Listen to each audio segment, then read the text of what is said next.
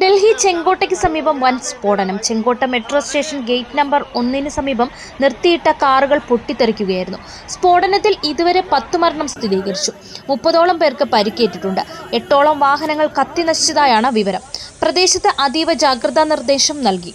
i20 കാറിലാണ് സ്ഫോടനമുണ്ടായത്. ഈ വാഹനത്തിൽ നിന്നാണ് കൂടുതൽ വാഹനത്തിലേക്ക് തീ പടർന്നത്. പ്രദേശത്ത് ഒരാളുടെ മൃതശരീരം ചിതറിക്കിടക്കുന്നതിന്റെ ദൃശ്യങ്ങൾ സാമൂഹ്യ മാധ്യമങ്ങളിൽ പ്രചരിക്കുന്നു. തീ പൂർണ്ണമായും അണച്ചുവെന്ന് ഫയർഫോഴ്സ് അറിയിച്ചിട്ടുണ്ട്. കാറിന് സമീപം ഉണ്ടായിരുന്ന പലർക്കും പരിക്കേറ്റിട്ടുണ്ട്. പരിക്കേറ്റവരെ LNGP ആശുപത്രിയിലേക്കാണ് മാറ്റിയത്. പോലീസും ബോംബ് സ്ക്വാഡും സ്ഥലത്തെത്തിയിട്ടുണ്ട്. പ്രദേശത്ത് പരിശോധന ആരംഭിച്ചു. കേന്ദ്ര ആഭ്യന്തരമന്ത്രി അമിത്ഷാ ഡൽഹി പോലീസ് കമ്മീഷണറുമായി ഫോണിൽ സംസാരിച്ചു. പ്രദേശത്ത് ഗതാഗതം പൂർണ്ണമായും നിരോധിച്ചിരിക്കുകയാണ്. മരണസംഖ്യ ഇനിയും ഉയരുമെന്നാണ് റിപ്പോർട്ടുകൾ.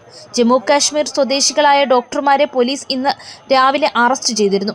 ഇവരിൽ നിന്ന് ആയുധങ്ങളടക്കം പിടിച്ചെടുത്തിരുന്നു. ഇതിന് പിന്നാലെയാണ് സ്ഫോടനം നടക്കുന്നത്. സ്വാതന്ത്ര്യദിനത്തിൽ പ്രധാനമന്ത്രി ദേശീയ പതാക ഉയർത്തുന്ന ചെങ്കോട്ടയ്ക്ക് സമീപം നടന്ന സ്ഫോടനം അതീവ ഗൗരവത്തോടെയാണ് സുരക്ഷാ സേനകൾ നോക്കിക്കാണുന്നത്.